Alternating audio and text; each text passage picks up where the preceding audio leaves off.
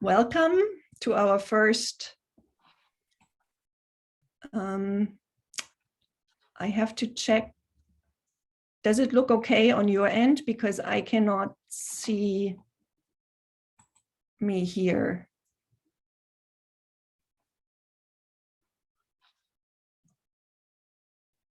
Okay, good. Welcome to our first museum studies at noon event of the new year of 2022. And the topic of our panel today is museums and their communities, curatorial practices in Germany and the US. And I'm glad that you could join us here from wherever you are. It is a snowy, wintry day here in Ann Arbor, and I hope wherever you are, it's warm and cozy.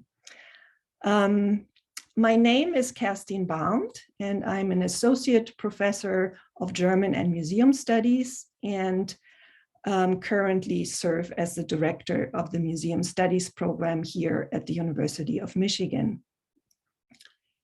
I would like to begin by acknowledging that the University of Michigan is located on the territory of the Anishinaabe people.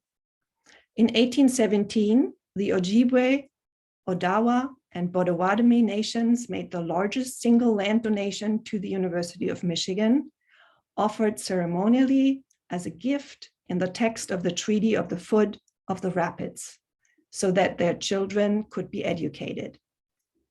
We acknowledge the history of Native displacement that allowed the University of Michigan to be founded. Today, we reaffirm contemporary and ancestral Anishinaabe ties to this land and their profound contributions to this institution. I will be moderating today's panel discussion together with my colleague and MSP Associate Director, Deirdre Hanenbury. Deirdre will look out for and collect your questions to the panelists, who will answer them after we have listened to all three presentations. Please send us your questions via the Q&A function of Zoom at any time during the event.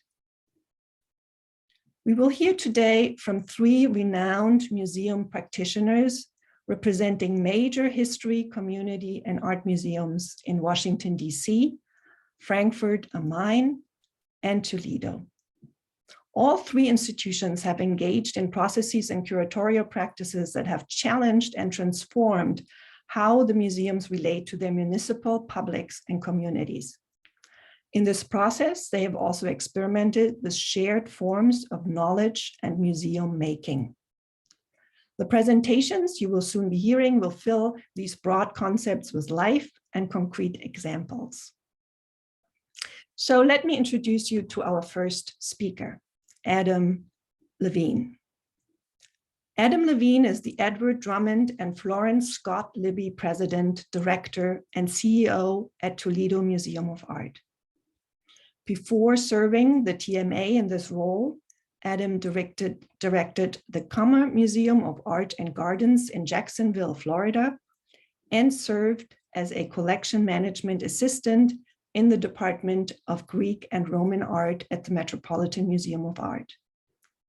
After receiving his BA from Dartmouth College in anthropology, art history, and mathematics, Adam continued his studies as a Rhodes Scholar at Oxford University, where he earned his PhD in art history.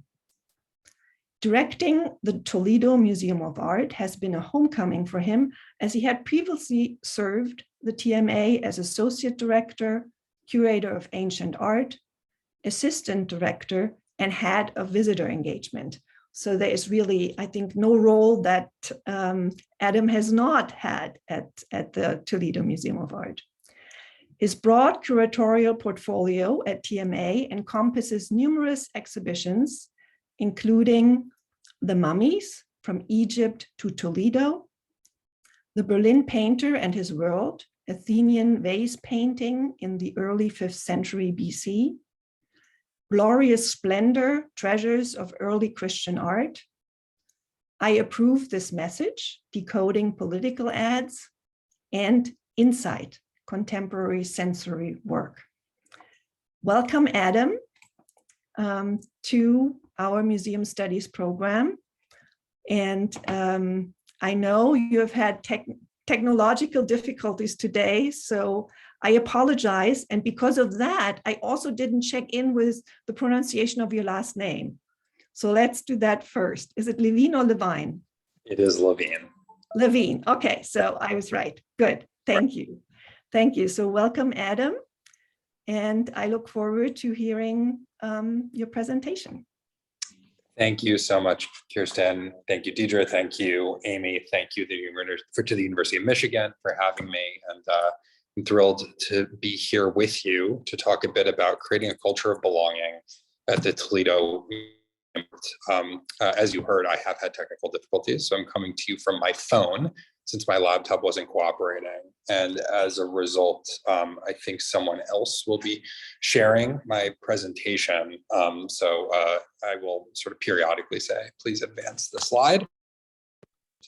Hopefully, there it is. Perfect, right on cue. And hopefully it will advance.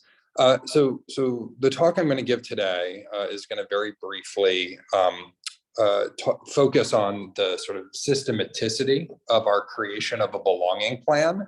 And as you heard in the intro, hopefully flow through to some concrete examples of what our belonging journey is starting to look like at the Toledo Museum of Art.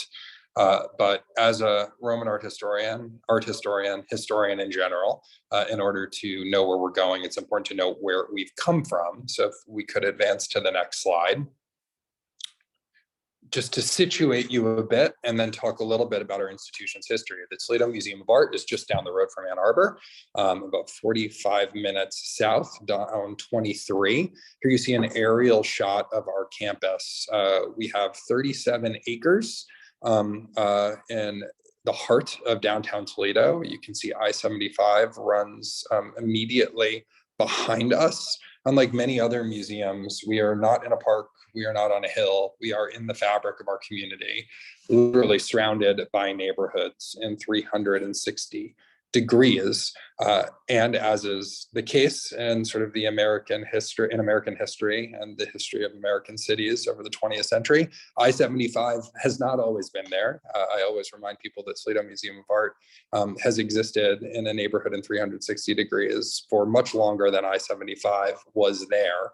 And as is the case in so many cities, the highway cut off the historically black corridor of the Toledo area from the neighborhoods around it. So an awful lot of our efforts are focused on engaging our neighbors in every direction, including and especially the neighborhood behind the museum, the Englewood and Junction neighborhoods that we have historically under-engaged.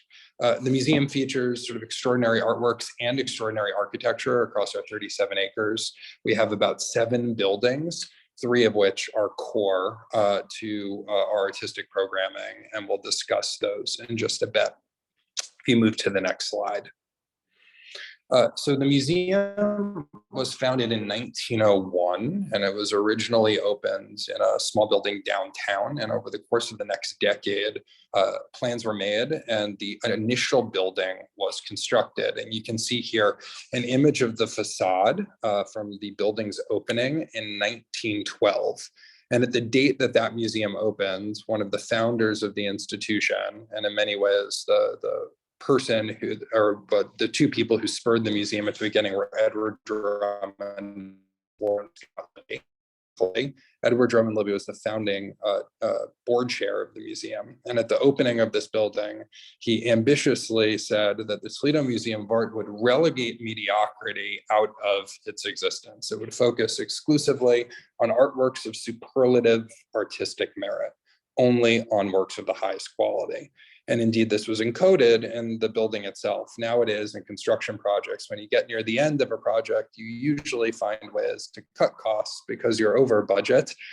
Quite to the contrary, at the last minute, the trustees decided that they would upgrade the quality of the marble on the facade of the Edward Green designed building so that the building had the very finest material. So the museum has always had at its core this belief that we would focus on objects of superlative aesthetic merit.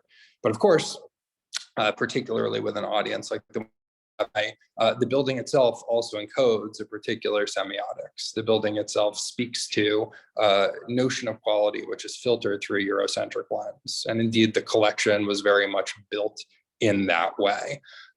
So the notion of quality on the one hand can be an incredibly democratizing force, but the way that it has been leveraged in the service of museums across the Western world, and the Toledo Museum of Art is no exception, has been to focus quality through a rather narrow conception of what that term can mean. If you move to the next slide. And yet, it is our premise at the Toledo Museum of Art that quality is not inherently Western, that its use has been predominantly Eurocentric, that quality is at its core the most inclusive concept there is, that aesthetics understood in relativistic terms, that beauty without bias can be sought times, different chronologies, different geographies, and different cultures. That the opportunity is not to throw out quality, but rather to understand quality as a democratizing force and broaden the aperture of what is considered quality. And I mentioned before that our architecture is sort of as distinguished as our collection, and I think you can see the indication of this, or proof of this idea, in the quality of the architecture itself. The University of Toledo has its visual arts department housed in the Frank Gehry Design Center for the Visual Arts at left. And across the street from the Edward Green Building and the Gehry Building, you have Sejima Nishizawa Architecture Associates, Sana's first American building. These three buildings sit neatly together on our campus, but could not be more different in terms of their styles and in terms of what their building styles encode. And I just love this picture of the glass pavilion. For those of you who have made the trek down to Toledo, you know how beautiful it is at ground level, but here you get a sense for how the architects were purposeful in situating it in its landscape, situating it within a neighborhood.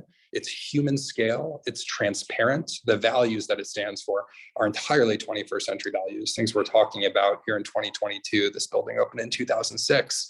The brilliance of these architects on display and their understanding of the things that would be meaningful to us for a long time to come. The point here being that all of these buildings are radically different. The backgrounds of the architects are radically different. The styles are radically different, and yet they are all of supreme quality. The idea being, of course, that quality can be leveraged to tell a broader and more inclusive history, one that is reflective of the times and places in which things are made. If you move to the next slide. The museum has always had at its core a belief in expanding horizons, and we've done so as many institutions through our exhibitions program. One of the exhibitions that people in the region recall most, it's one of our most attended exhibitions ever, was in the early 90s.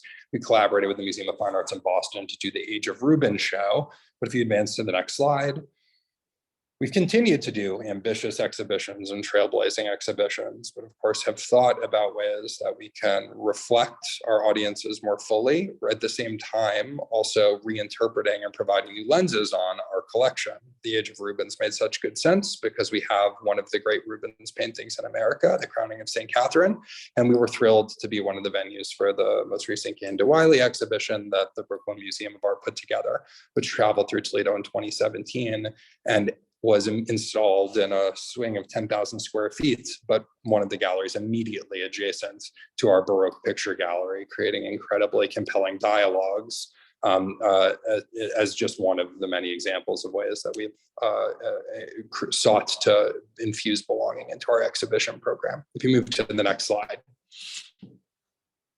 And then the Toledo Museum of Art is perhaps most distinguished historically for its belief in access and in education. The museum is in a metro area of about 650,000 people, and it receives, before COVID, the 10-year average was 380,000 museum visitors. So that means more than 50% of the people in our metro area visit the museum, making us one of the 3 most visited art museums per capita. And we routinely rank in the top 5 museums in terms of student visitors per operating dollar. Some of that has to do with the fact that we were the first museum to let students come in unaccompanied in the early 20th century.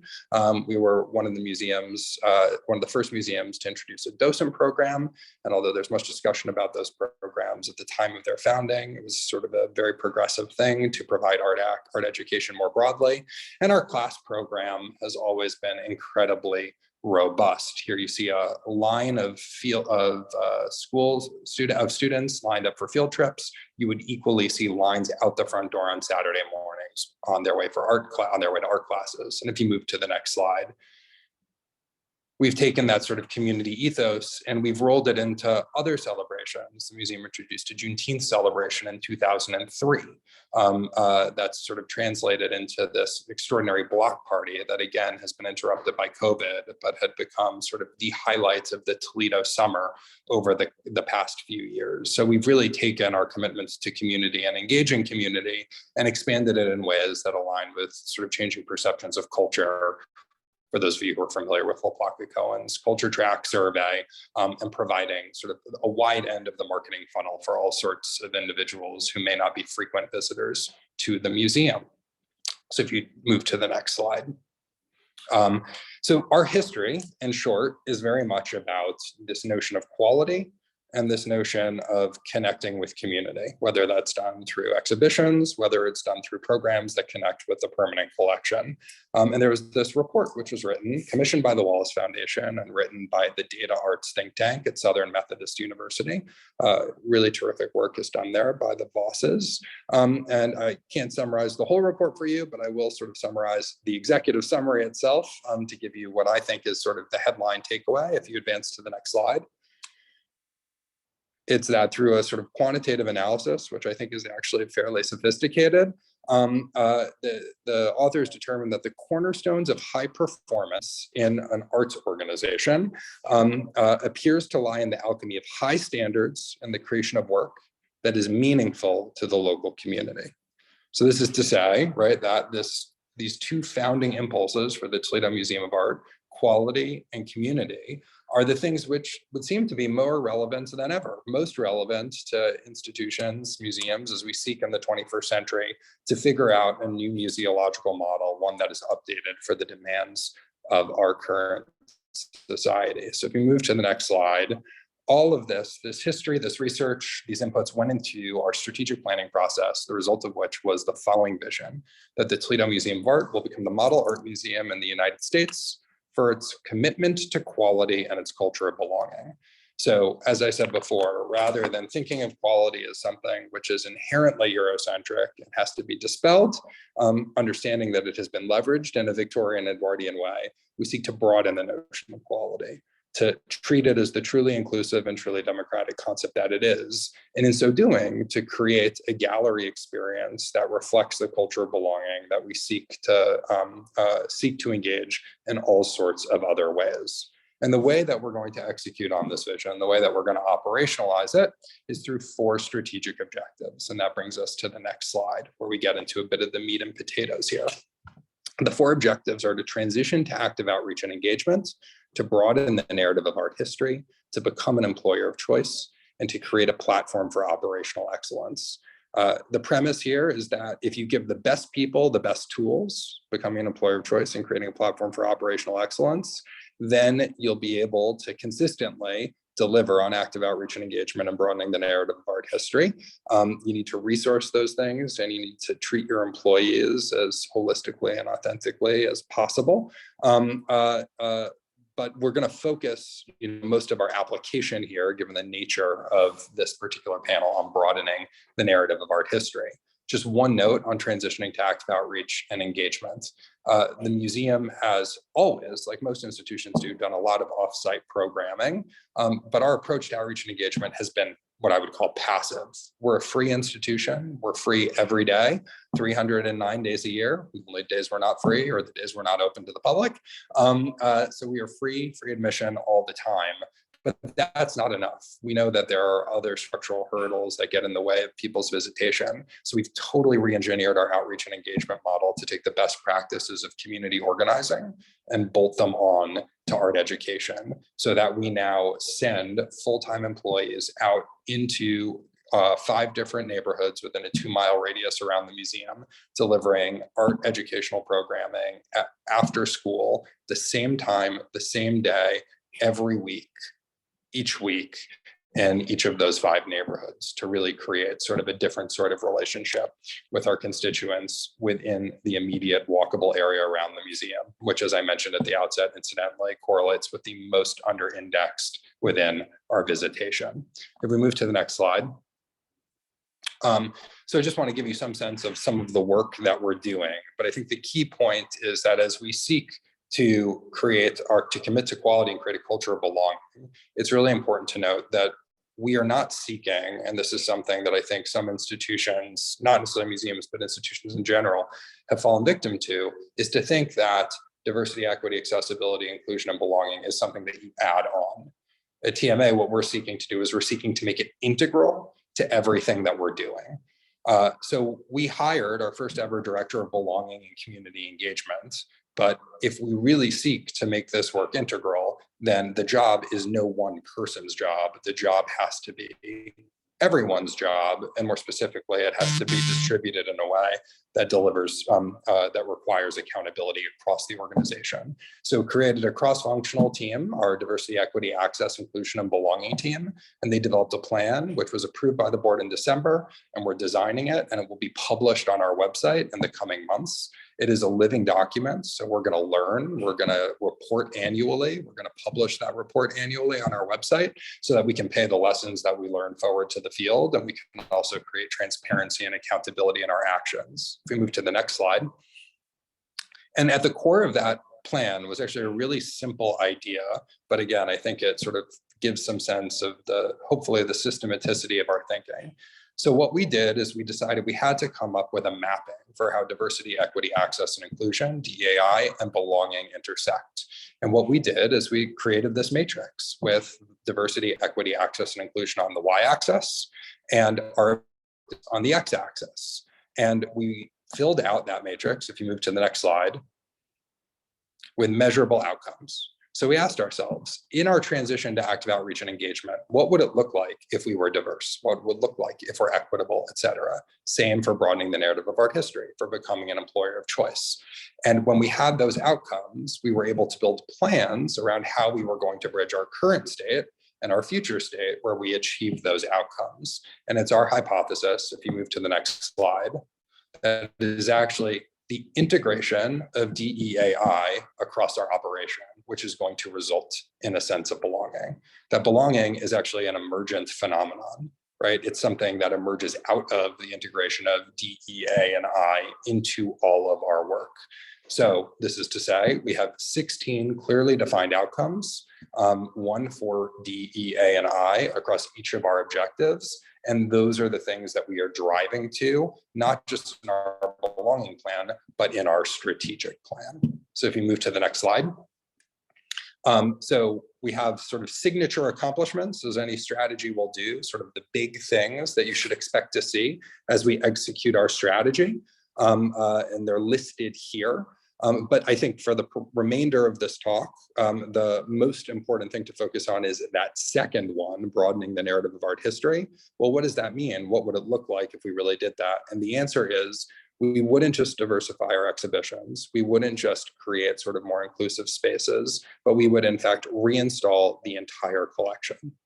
The Toledo Museum of Art was reinstalled in the 1980s, and our narrative is 40 to 45 years old.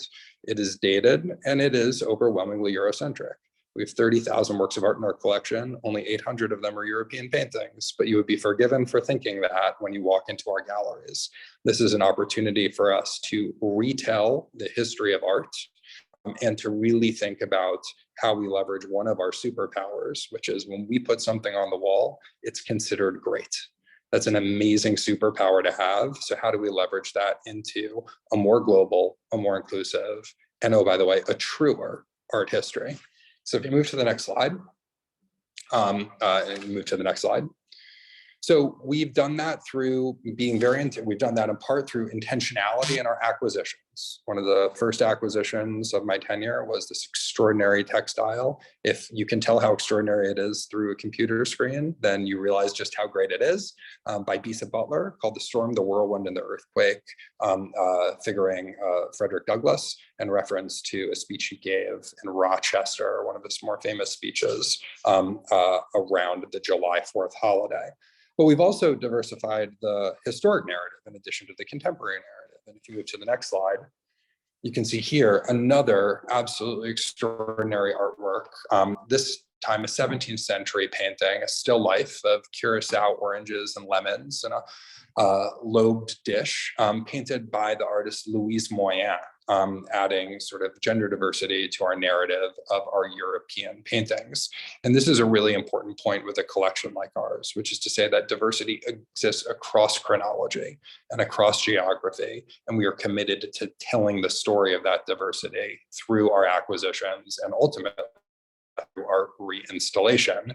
The other incredibly important point is both of these works of art, when they are on display in our galleries, own the galleries. They are terrific. It is another example of quality being sort of distributed broadly. If we move to the next slide.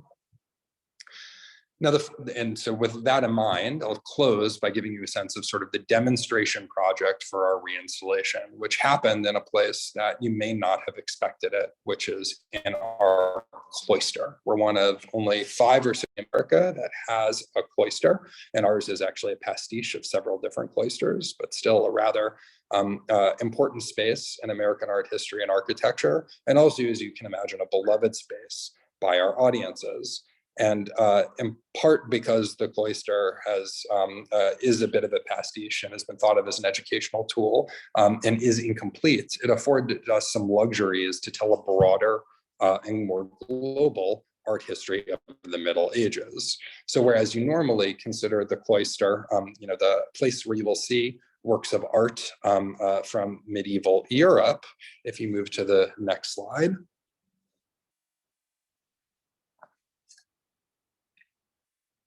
Perfect, thank you. We have, for the first time in our history, also advanced, as I said before, a more global and yes, a truer narrative of the Middle Ages. So here you'll see, for example, the integration of African artworks into our cloister. And here we stand on the shoulders of scholars who have come before us. Those of you may be familiar with the Caravans, some of you may be familiar with the Caravans of Gold exhibition that the Block Museum in Northwestern did. Incredibly important show. But in the same case where you see this 15th century or 14th century, excuse me, panel of the crucifixion made of ivory, you also see this Yoruba 16th century shrine figure also made of ivory, because it is true that there were not elephants roaming around France in the Middle Ages. There were incredibly sophisticated trade networks that connected the entire world together, and the supply of ivory was one of the manifestations of those networks. Those networks, though, were not one way. And the museum, for the first time in its history, has also acquired several works of Ethiopian artwork, all with sort of impeccable provenance. And here you can see a painting, a diptych, that the museum has acquired. It's impossible to tell a history of Christianity without telling the history of Ethiopia, which has a deep history of Christianity dating back to the 3rd century BC. But it is also the case that you can't tell a history of the Middle Ages without talking about interconnections between Africa, Asia, the circum-Mediterranean. And as you can imagine, while I'm showing you a spotlight example here of the integration in a meaningful and contemporaneous way within our cloister of African material, we also have the integration of Jewish material, of Islamic material, all done in consultation with advisors from the community and done in ways that have been extraordinarily well received since we reopened the cloister on the 17th of December. So for those of you who are within striking distance of Toledo, I'd encourage you all to come and visit. And with that, I believe that's my last slide, if we advance. Just a recapitulation of our vision, which is to say, it is through leveraging out, it is through integrating diversity, equity, access, and inclusion into each of our objectives that we think that we will achieve the culture of belonging that we seek. It's really about our commitment to quality and our culture of belonging together as reinforcements to each other, that we think we can achieve this objective to become the model art museum in this country. And the cloister is a demonstration project for what that could look like as we broaden the narrative of art history. So thank you. Thanks for having me, and thanks for allowing me to lead off.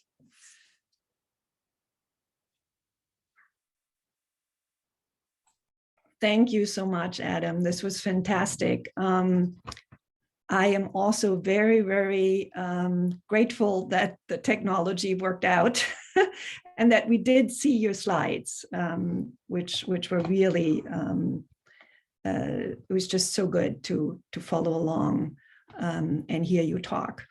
And I think that your focus, your institution's focus and the strategic plan's focus on belonging is a really good, a good point of connection with the work of our next speaker. And we now also move from a major art museum in the US, in the Midwest, to a major city history museum in Germany. So our second speaker is Angela Giannelli. And since 2010, Angela has been serving Frankfurt's Historical Museum as a curator. In this role, she helped to develop the participatory exhibition format Stadtlabor, or City Lab, and worked on exhibition projects about Frankfurt's fashion, the city's gardeners, youth culture, and racism.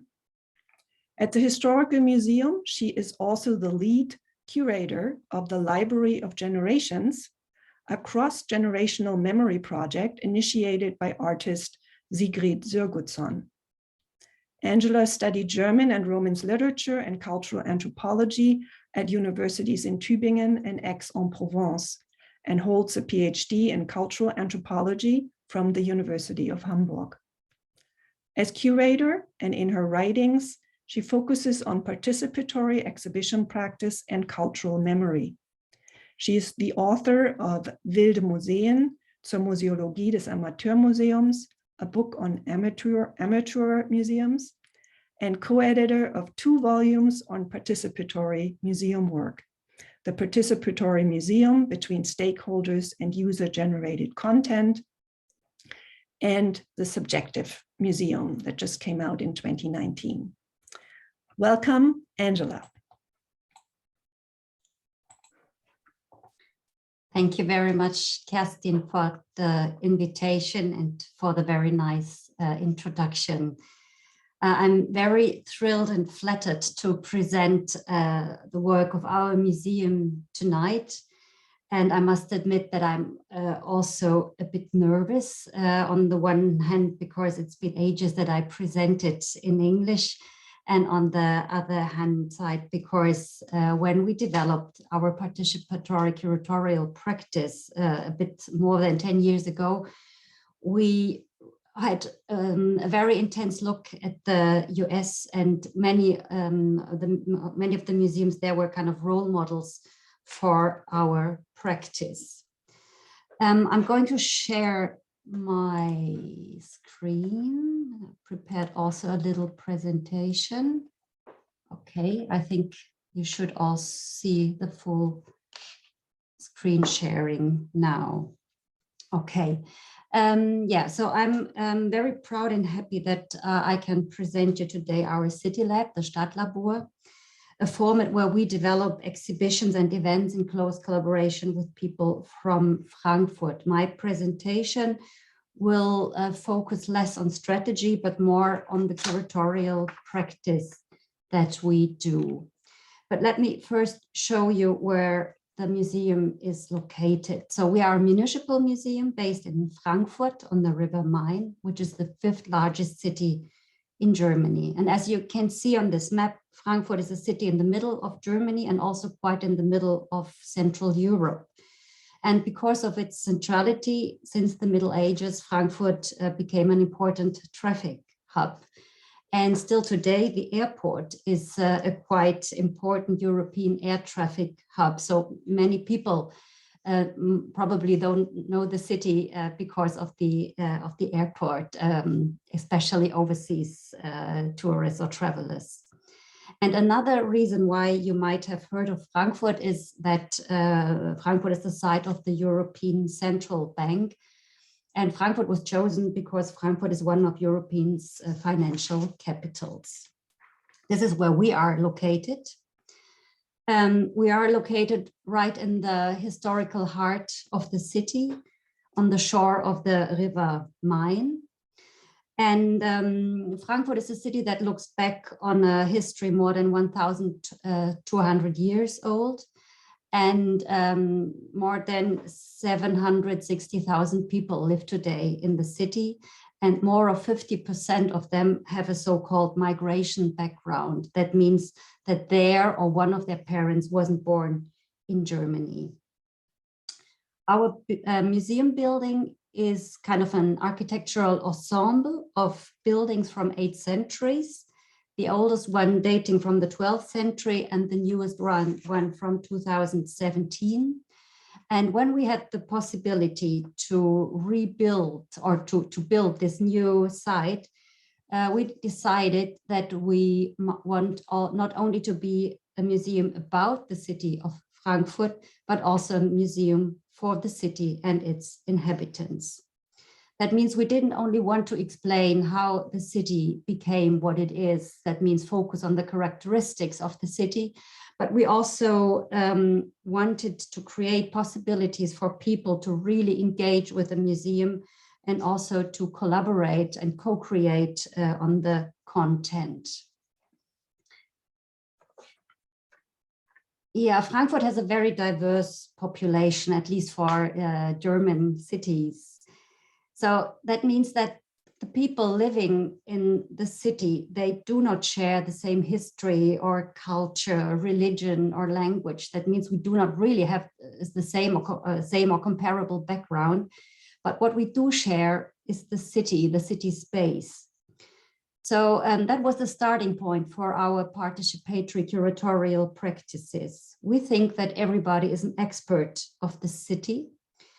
And everyone has kind of an expertise about the city developed by using this city and experiencing the city in everyday life. And we wanted the museum to be a place where this experience can be made visible and also shared with other people. As experience is a kind of unconscious or intangible knowledge, the first step in our collaborative process consists in bringing this knowledge into consciousness. That means to make it tangible, visible, shareable, and also discussable.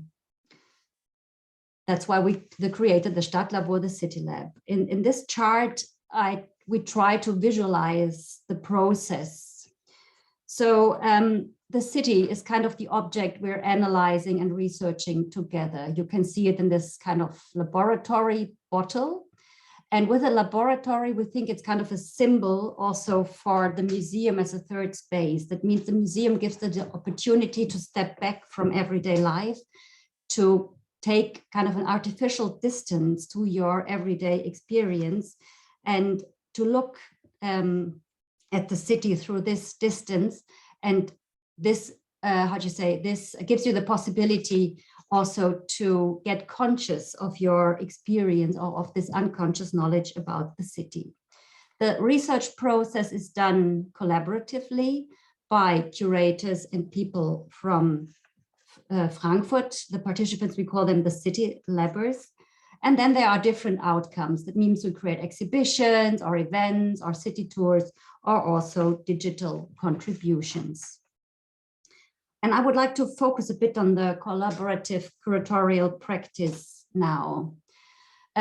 We work with the concept of shared expertise. That means that the City Labbers are considered as the experts of the subject matter. So they bring this expertise. And we as the curators bring in our curatorial experience. That is the know-how, how to make an exhibition, what is an object, how can you make a display or bring something on display. We also are kind of the project managers, and we finance the project. The whole process takes more or less a year and is structured by several workshops. And this workshop series for us is really fundamental, because we think that the discussions that we have together during these workshops, they are really important, not only because it's important to exchange different views, but also by doing this, we can avoid that the contributions in the City Lab exhibitions are kind of mere positions of individual subjective positions. Only by exchanging views and positions, new intersubjective knowledge about the city is created. So indeed, we think of the City Lab as a kind of collaborative research method, or kind of a research practice that we adopt to create or gather new knowledge about the city. And we operate with the concept of knowledge that is not limited to scientific knowledge, but I think, as I said, it also comprehends other forms of knowledge like bodily knowledge or experience, or knowledge gathered by experience. And I think a museum is a good place where you can get conscious about those other kinds of knowledge and present it. The discussions are really important, because I think we're living in times where alternative facts and conspiracy theories are circulating and getting really dangerous for individuals, but also for society as a whole. And I think that's why museums have to be really careful how they conceive knowledge and how they present it. And we can't just limit ourselves to present individual or subjective positions. We can tell individual stories, but there has to be a focus on sharing stories, that is on the discussion and debate within the group, or also later with the public. And only by doing this, we can really create knowledge and not just represent opinions. I would like to have a quick look at some of the more than 15 projects we did since 2010. In the beginning, we did not have a building because the museum was a big construction site. That's why the first exhibitions were always done in spaces outside the museum. And we focused on locations in those first years. That means on city quarters, like here in the Ost End, the so-called East End, or a big outdoor swimming pool. We also did a project in another city quarter, which was on display in the venue of a local sports club. Or this is also an exhibition about the city quarter called Gallus that was on display in the showroom of a former car dealer. In 2015, this cargo bike was also became one of our tools. We use it as a mobile booth until today. And it's a very good tool to get in touch with people, to promote projects, or to find participants for the exhibitions, or also to find subjects. So on which subject should we do the next exhibition?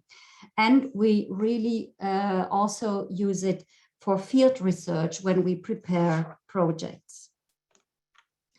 In 2017, when we moved to our new building, we also kind of tried to adopt the method to work with collections. So we also tried to work in kind of revisiting collections projects. We did this, for example, with our so-called migration collection, which was a poorly documented collection of objects, kind of leftovers or relics of an exhibition about migration in Frankfurt. And we tried to contextualize those objects together with experts. And the experts were kind of biographical experts, or experts that had a professional or scientific background concerning migration. And with turning to kind of these overall subjects and no longer kind of focusing on geographically defined exhibitions, I think also that our projects got more and more political, in the sense that the museum became also more and more conscious about its position in society and also its social responsibility.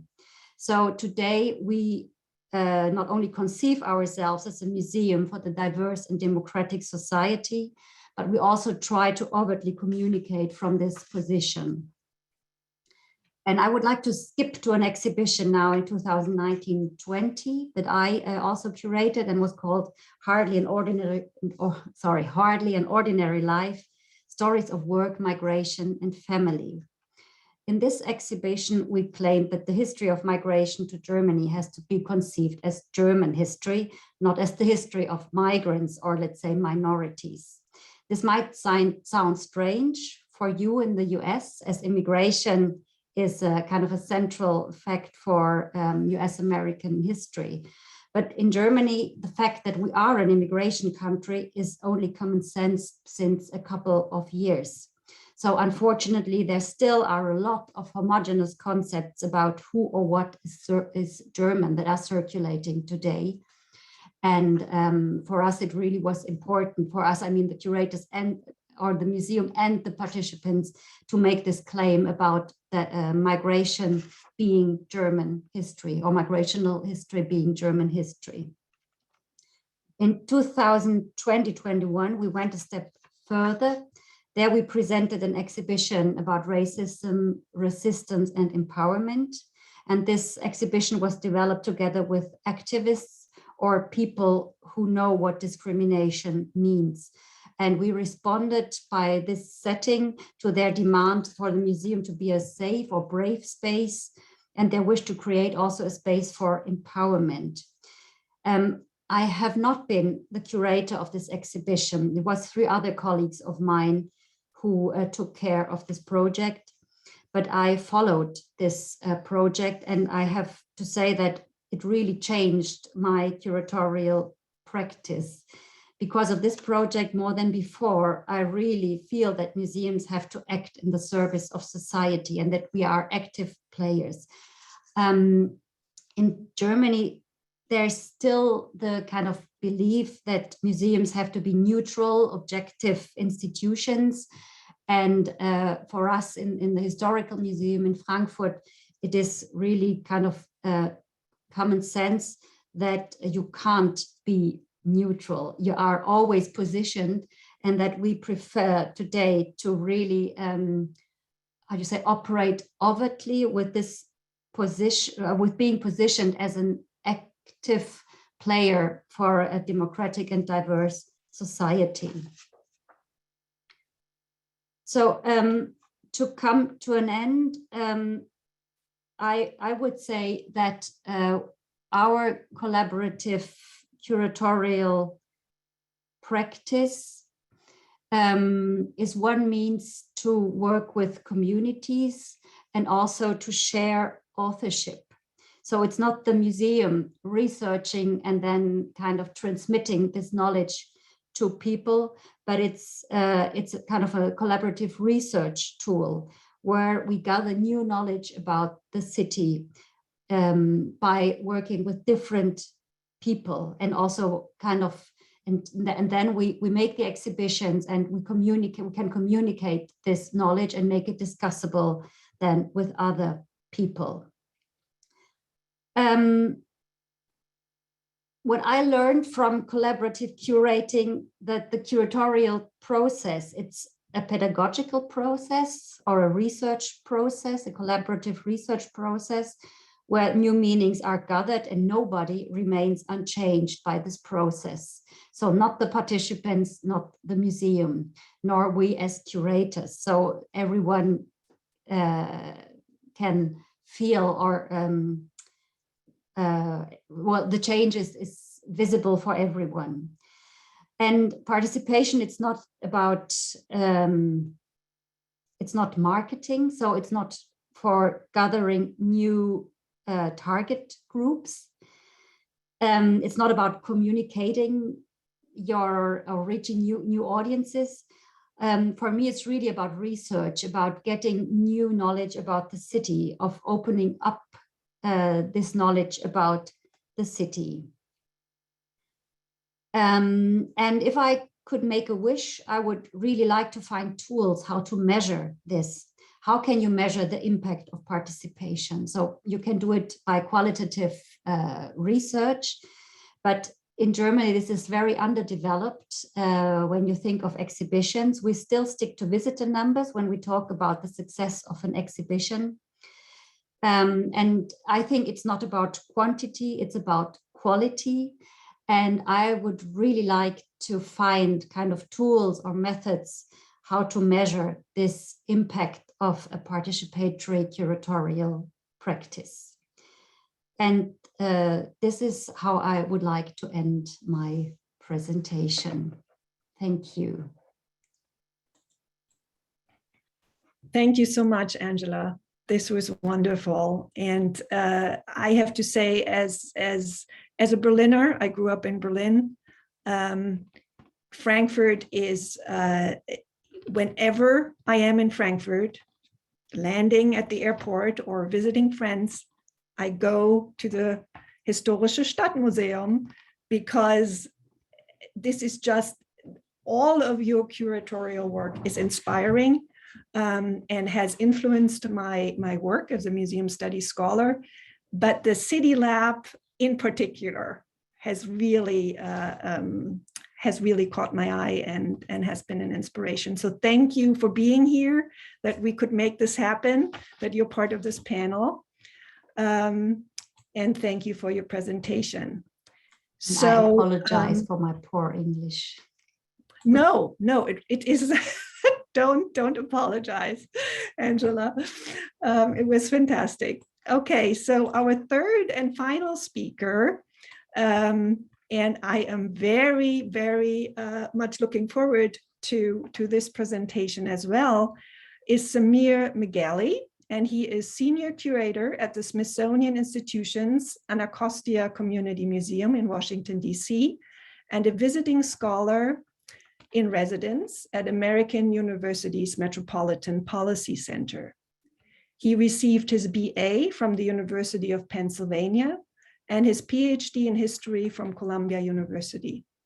Samir's research, teaching, and curatorial work have focused on social movements, urban history, and cultural history. He's the co-author of the global SCIFA, Hip Hop Culture and Consciousness, and co-editor of New Perspectives on the History of Marcus Garvey, the UNIA, and the African Diaspora. Samir's most recent exhibition projects include an exhibition exploring the history and contemporary dynamics of neighborhood change and community activism in Washington, D.C., entitled A Right to the City, and a newly opened outdoor and indoor exhibition about food justice issues entitled Food for the People, Eating and Activism in Greater Washington. Welcome, Samir. Thank you so much for that introduction, Kirsten, and also thank you and Amy and Deirdre for all of your work in pulling this great discussion together. It's really wonderful to be with you all virtually, to be in dialogue about these important issues. I'll be sharing a bit about the history of our museum, the Anacostia Community Museum, and really offering one recent exhibition project as a kind of an example of how we do our deeply community based and community collaborative museological, our work, our curatorial practice. So bear with me as I pull up my slides here.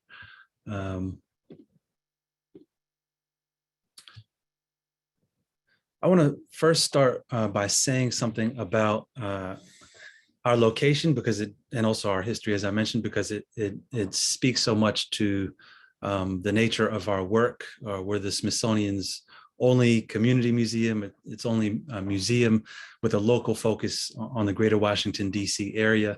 As you can see in the map on the upper left, which shows the majority of the Smithsonian museums, which are on the National Mall in the heart of Washington, D.C. And in the map on the lower right, where we're located, east of the Anacostia River, which in important ways has been a kind of historically within the city, a kind of social, economic, and racial barrier.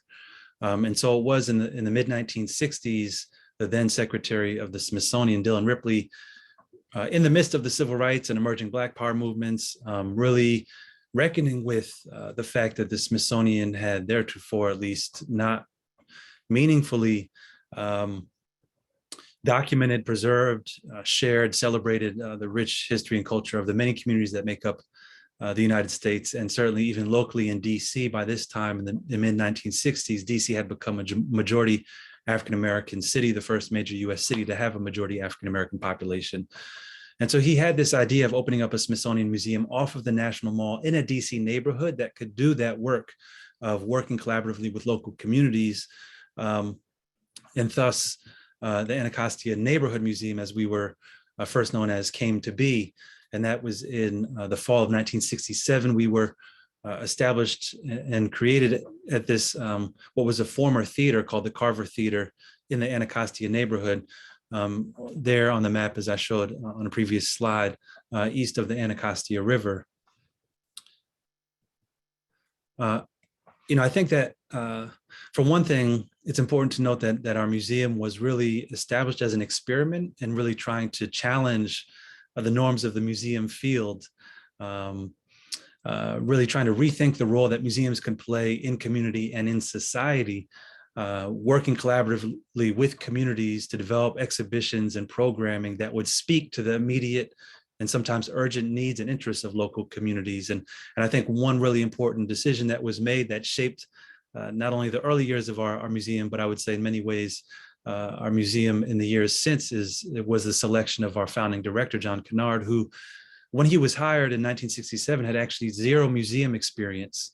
But what he brought to the table was a really rich background as a organizer, community organizer, civil rights activist, and a pastor, a minister. And so he brought that to the table, and the founding staff similarly brought a kind of ethos that was rooted in this notion that museums ought to work closely and collaboratively with communities to ensure that the exhibitions and programming spoke to their needs and interests.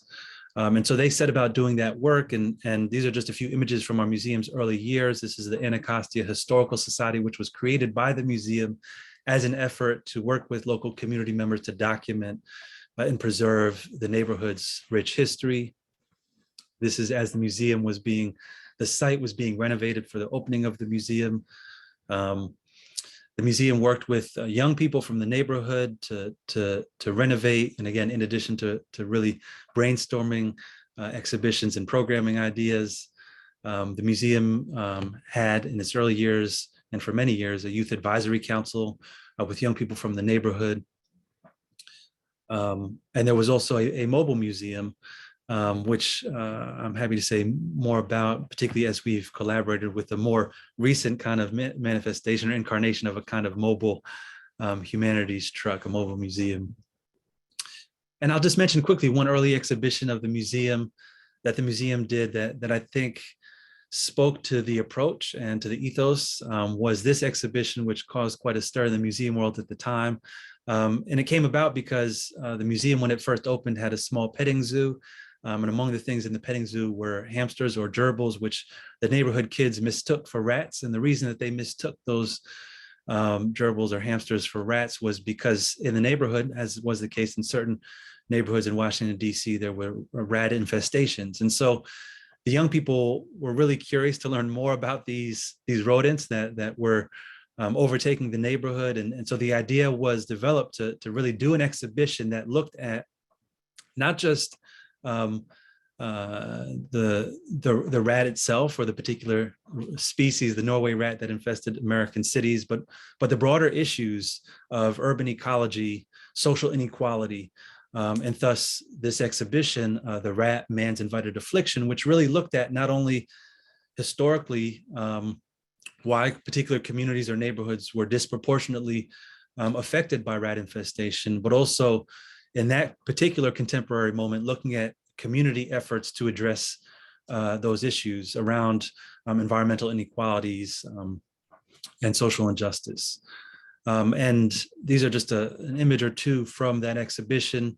which again, at the time, the fact that a museum and a Smithsonian museum, no less, would broach such an issue as rat infestation really caused quite a stir. But I think it really also helped set the tone, and kind of was an expression of the commitment of the museum to work closely with local communities to do exhibitions that address, again, their needs and interests. So our mission today is, together with local communities, we work to illuminate and amplify our collective power. And so I think that early ethos and approach that I just described really still is a guiding light and a guiding force in our work.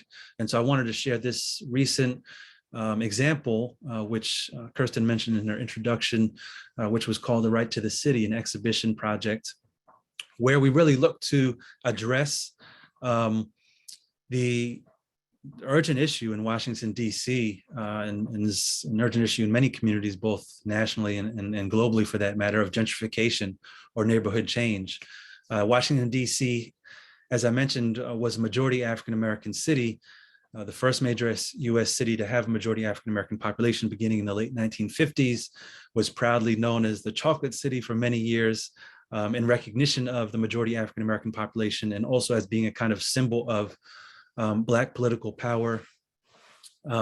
In 2012, or thereabouts, 2011, 2012, DC was no longer a majority African-American city because of the rapid gentrification in recent years, and particularly the displacement of longtime and low and moderate income African-American residents to the suburbs. And so we wanted to really contextualize the change that was happening in the city, historicize it, but also really highlight how and why it was that neighborhoods changed and transformed over time. And also, I think importantly, in working collaboratively with local organizers and longtime residents, document histories of how communities came together and mobilized in the face of change or the threat of change to either preserve their neighborhoods or remake them in ways that serve their needs and interests.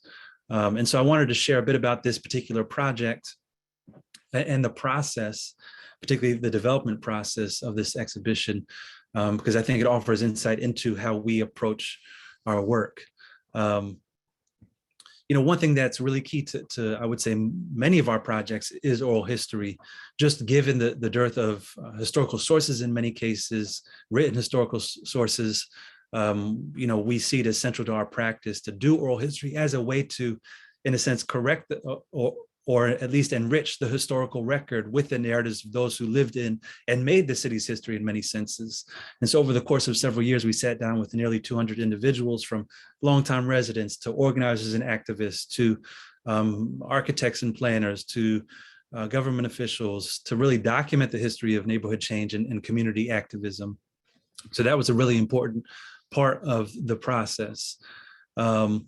Again, not just to document those histories, but also to ensure that the histories that were being narrated in the exhibition itself would reflect or be told from, as much as possible, the perspective of those who had lived through this history and helped make it. We also, over the course of several years, hosted community forums where we would bring together a range of community members, stakeholders, quote unquote experts. In this case, community members were the experts, to just hold forth on topics related to the topic of gentrification and neighborhood change. So we had, in this case, a community forum about the impact of gentrification on the arts in Washington, D.C. We held a forum on the impact of gentrification on public education in D.C. We held neighborhood-specific community forums where we talked about the histories and the change experienced in particular neighborhoods, in this case, Washington, D.C.'s Chinatown, which has a really rich but often overlooked history, and also is also one of the neighborhoods that has experienced rapid gentrification over the past couple of decades. These are just a couple of images from the exhibition itself. And so now I want to say a word about how it was that once we had worked with the community to document, preserve, and share through the exhibition the histories of neighborhood change and community organizing, we also wanted to take that content beyond the walls of the museum into the city, and in some cases into people's homes. And so these are just a couple of images of the exhibition itself at the museum, where we featured 6 neighborhoods the history of 6 neighborhoods and the neighborhood's residents. And then one thing that we did in the exhibition itself was actually repurpose a payphone. So I had collaborated with a professor at American University, Benjamin Stokes, in the School of Communication, to repurpose a payphone to turn it into a storytelling system where people could actually pick up the payphone, listen to clips from oral histories that we had recorded, and then record their own story. And that was actually tied to a digital system that allowed people to call that phone number from their own phone to do the same thing, to listen to clips from oral histories or record their own story.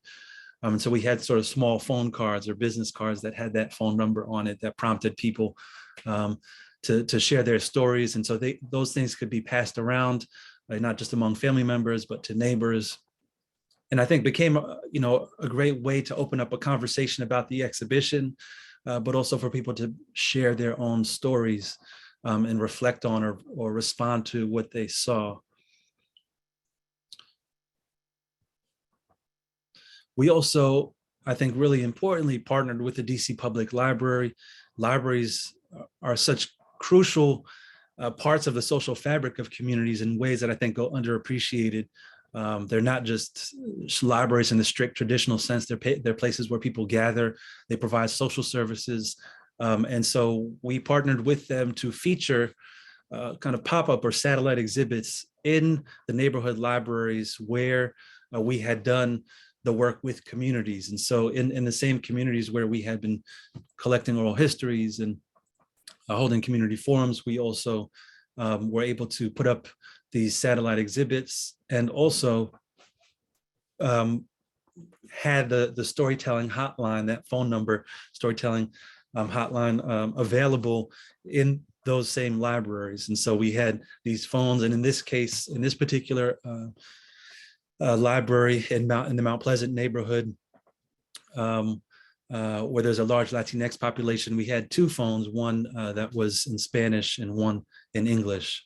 Again, really just trying to create access to as broad set of communities as possible. And we also had another version of the payphone that we would take out to events. In this case, we had an event, a kind of a panel discussion community forum at a local bookstore / cafe restaurant. We also brought it out to the longest running neighborhood street festival in Washington, DC, the Adams Morgan Festival, where again, people could listen to stories, record their own as people did. And we partnered with the Humanities Truck, which is based at American University and is really just a kind of mobile humanities vehicle that we outfitted with content from the exhibition. We had oral histories. You can maybe see there on the truck in this photo, there's a large monitor or screen on the outside of the truck. We were able to have oral histories playing.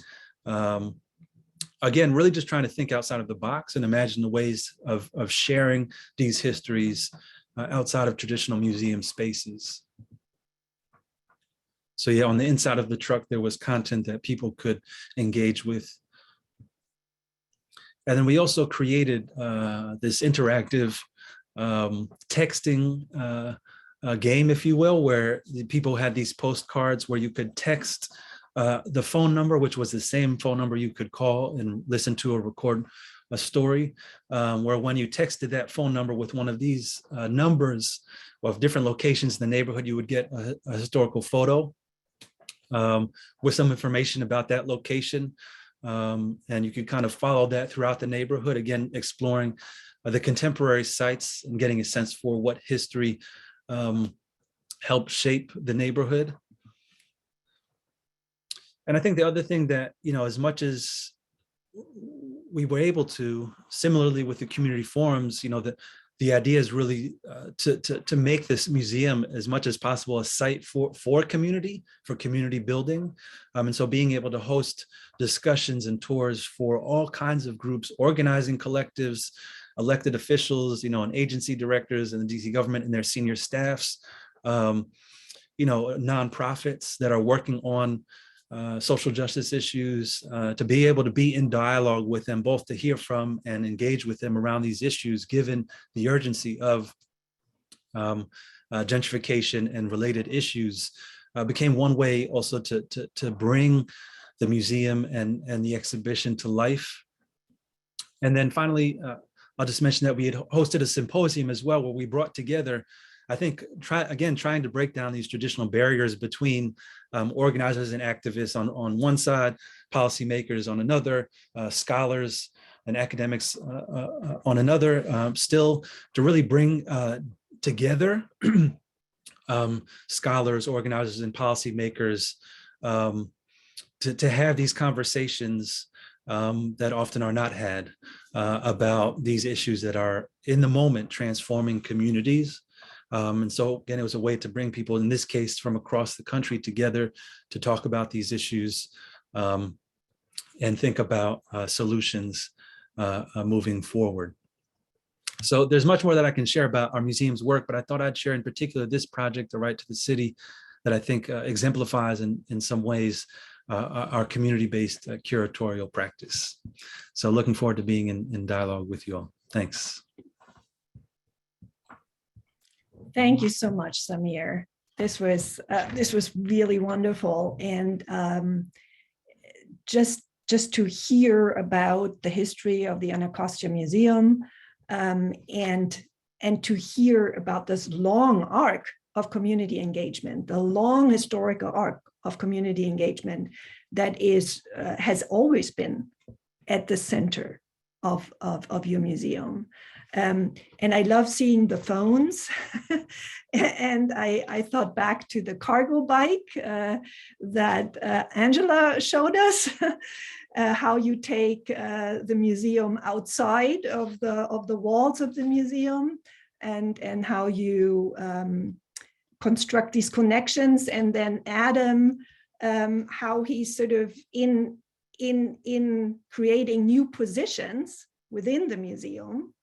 And this is an art museum, and so we have three very different kinds of museum that we have brought into conversation here today. So I think we have a couple of questions already from our audience, and Deirdre will pose these questions to you. We have two wonderful questions, and I encourage any of our panelists to respond, or all, perhaps. You may have something you'd like to contribute. The first is, what is the relationship between belonging and community participation? To what extent do museums have to prove to communities that they, the museums, also belong? What are the power dynamics of these arrangements?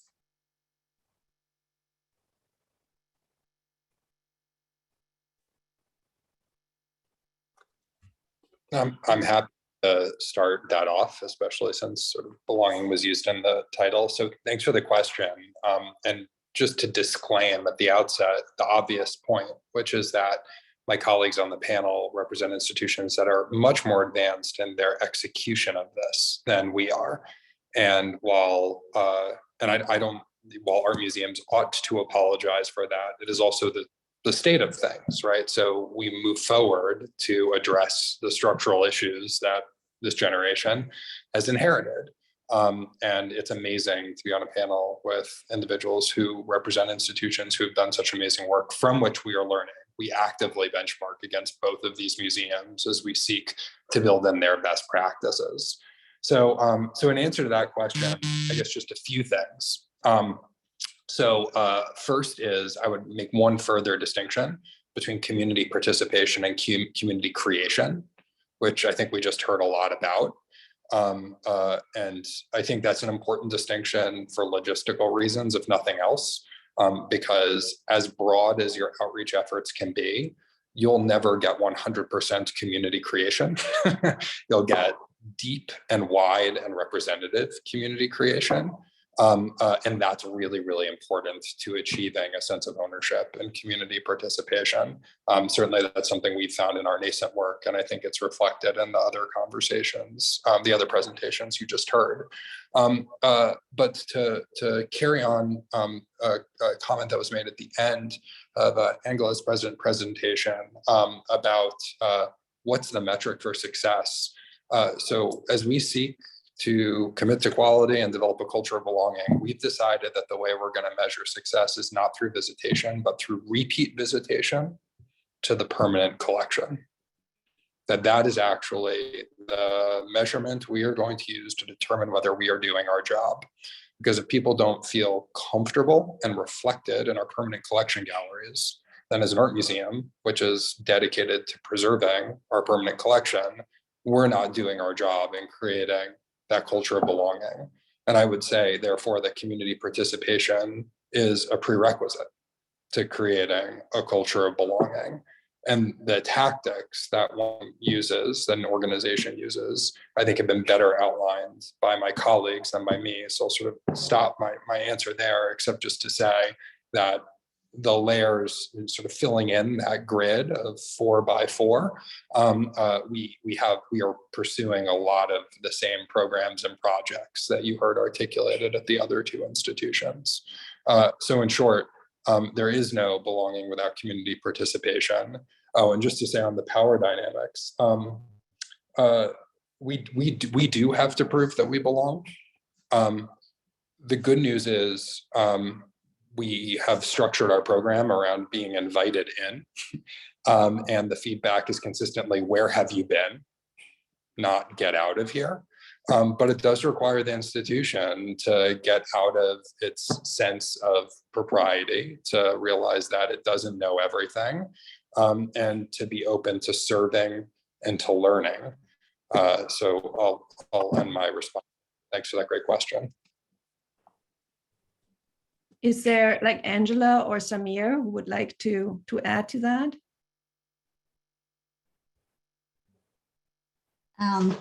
Thank you also from my side for the question. And as Adam said, I also would say that there can't be belonging without participation.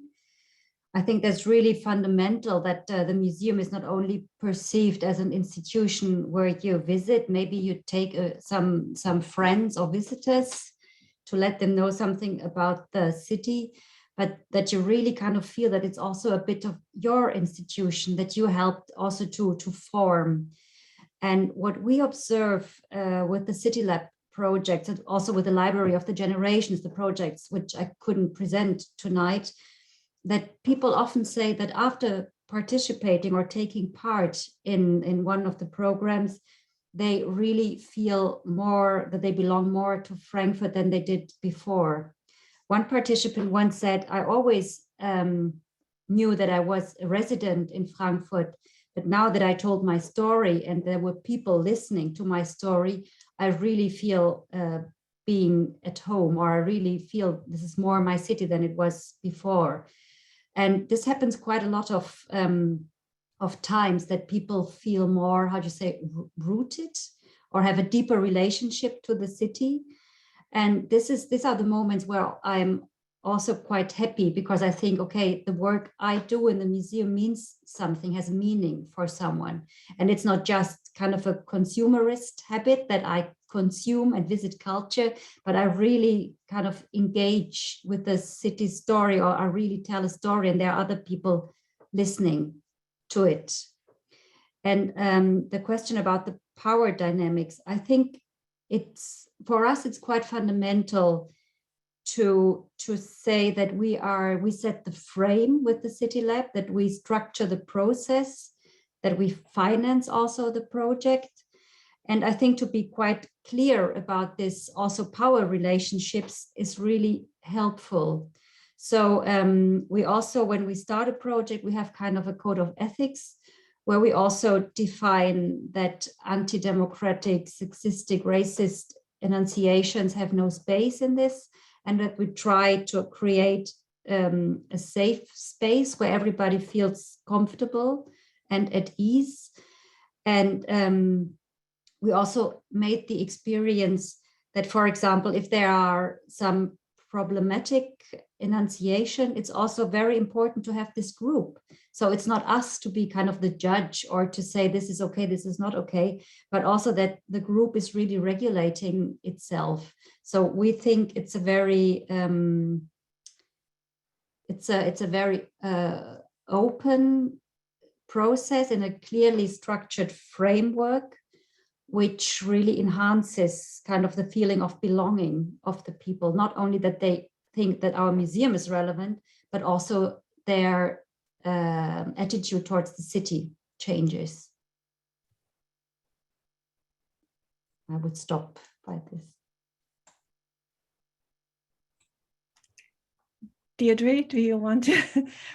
I think Samir was just going to comment. Oh yeah, Samir. Sure. I mean, I'm happy to, but I'm also happy since I see that there are other questions to also move on if that's useful. Well, you certainly would have a lot to say to that question. Yeah, any just quick comments? Yeah. Yeah, I mean, just, I think that, I mean, it's a really critical question. I think, the way that, just given the brief presentation, talking about our founding and then this recent project maybe suggests a neat and tidy kind of just almost continual sense of community connectedness. And really, I think of it much more in terms of a practice. In other words, it is not a static kind of unchanging, deep community connection that exists across time, right? It's really requires continual and active engagement and collaboration.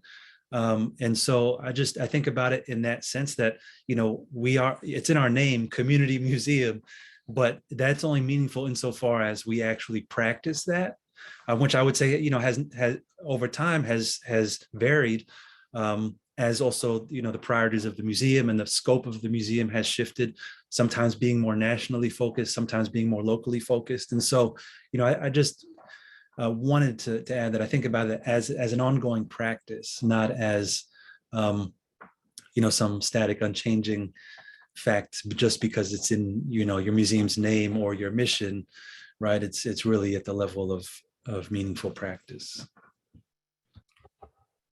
Thank you. I think that was a wonderful addition. We have a number of questions now. I'm not sure we'll get to all of them, but let's, the next one has to do with how the different institutions pivoted this rich work during the pandemic, specifically to digital formats, and any particular strategies that you found to be successful. Maybe I'll jump in first this time just to say, I think, well, one thing I'll mention is that in the case of A Right to the City, we had, not long before the pandemic, just happened to have launched a kind of digital version of the exhibit on the Story Maps platform by Esri, and which became useful when obviously the pandemic began, so that people could visit. It's not a virtual walkthrough of the exhibition, but it allows some of the content to live online, and so that was one thing. But and we also did shift all of our programming online, and I think had some really great and engaging programming. But I think that the adaptation that we made was not, that I think was the most impactful, was not necessarily the digital, because I think everyone was forced to move digital, but what was actually in person, but outside.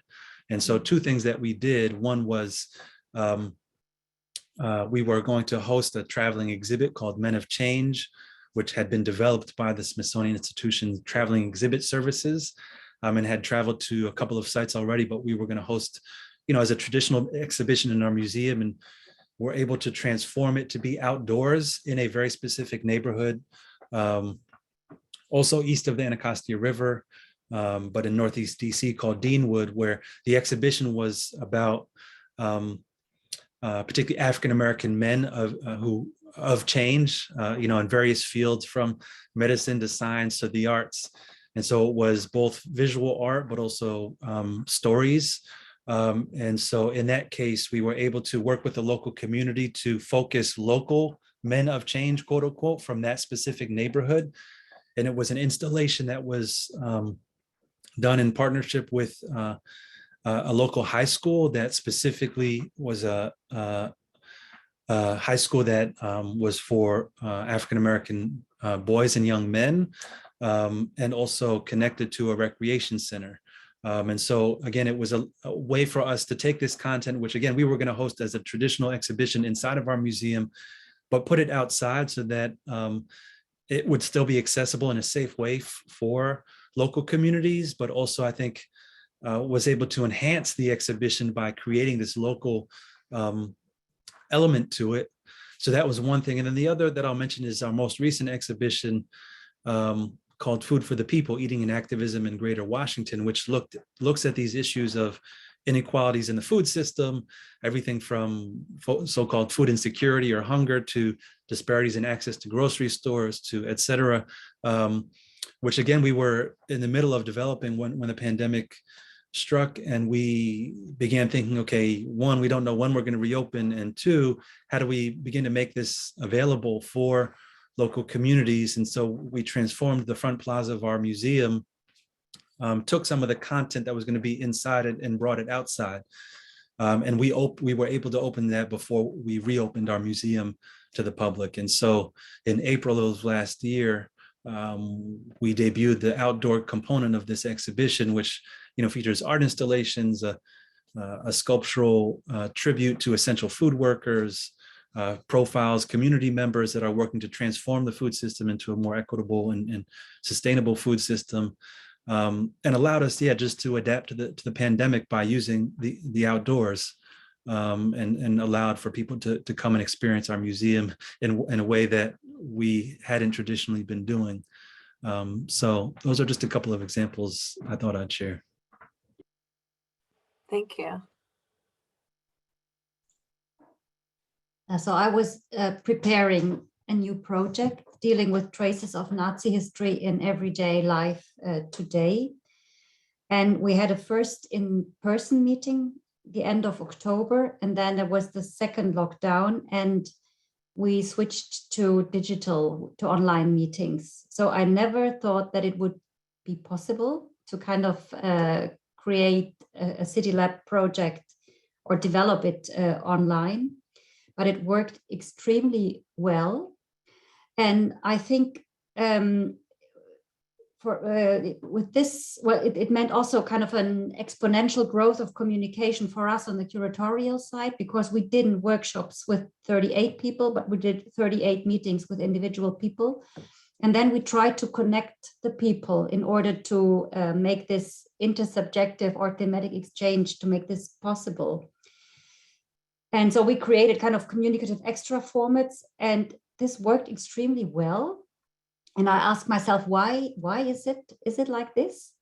And I think the virtual space was kind of a safe space. Everybody was at home, was safe, and that made it possible to kind of communicate maybe more personally or overtly in the digital space. And it was really a great experience I didn't expect.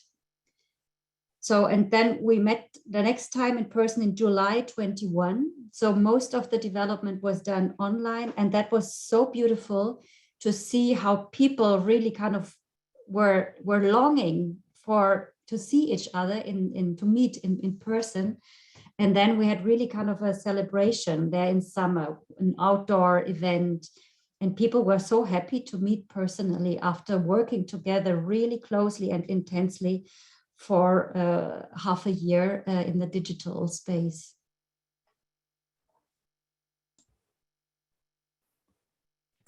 And I'm happy to say something, Deidre, but given time, if you wanted to move to another question, I'm also happy to move on. Well, we are, I think, kind of at the end of time. So if you had a quick comment about the way you worked with digital or not during the pandemic, I think that would be a nice concluding comment. Terrific. Yeah, I'll keep it brief. So, so 2 points. So the first is being an art museum director in the midst of COVID, you totally lucked out because as it happens, the filtration required, right, the air handlers required to maintain temperature and humidity controls made us the safest indoor space in the world, according to a Berlin technology. call since I'm on my phone. So navigating back to our Zoom. So we felt it was very important to in-presence experience for people who are seeking solace throughout the pandemic. I also began my tenure in April 2020, and I think the only other point I'd make about digital is much has been made of the digital pivot, but kind of as Samir was saying, the organizations that could take advantage of it were the ones who were investing in it or who already had content.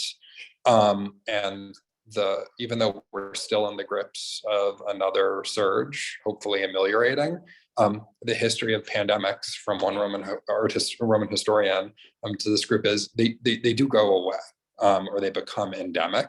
So rather than reacting, we thought it was more important to develop the strategy that you saw that anticipated something resembling a new normalcy. So we didn't want to overreact and end up investing in a less than stellar solution. What we did do, though, was rather than overthink it, we turned to some of our emerging partners and said, how can we help?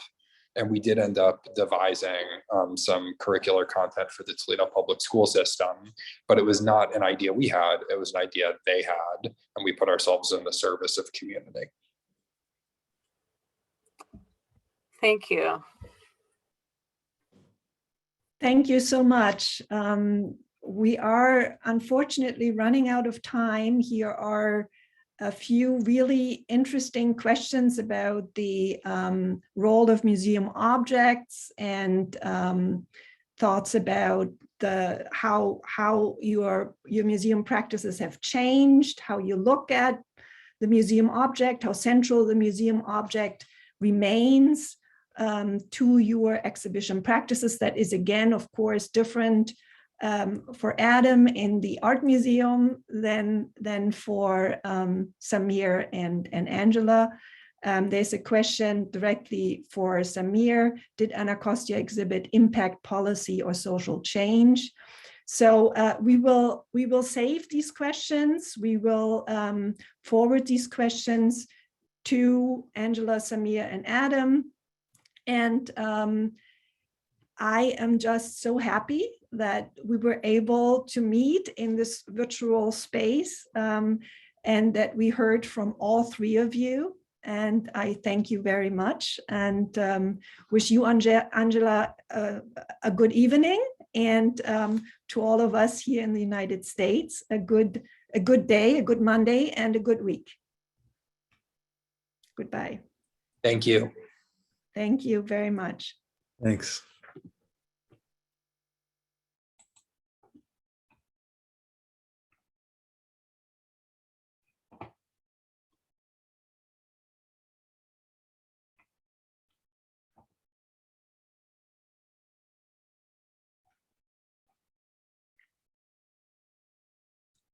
Amy, are you saving the chat?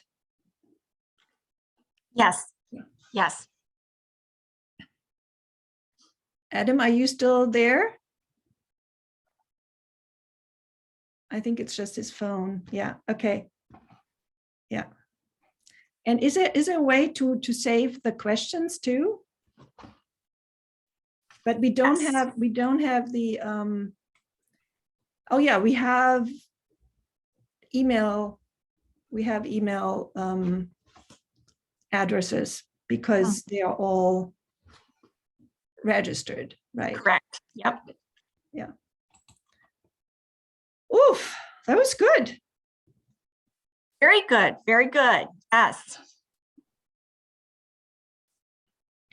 I'm glad that Adam was able to participate through his phone. Me too. I was a little nervous, but I'm glad everything worked out. Yeah. Yeah. And I really thought like the breadth of these three presentations together. Whoa, lots of food for thought. And Angela's English was good. It was fabulous. Yeah. Perfect. Yeah. Okay. Well, happy Monday. I'll see you tomorrow. Yes, Okay. thank you for a fantastic panel. Thanks. Yeah, I wasn't really thinking that this panel would still be materialized because it was just so much back and forth. But now that we did it, I'm so happy. I'm so happy. Yeah. That Thank went you. great. Okay. Bye-bye. Okay, bye.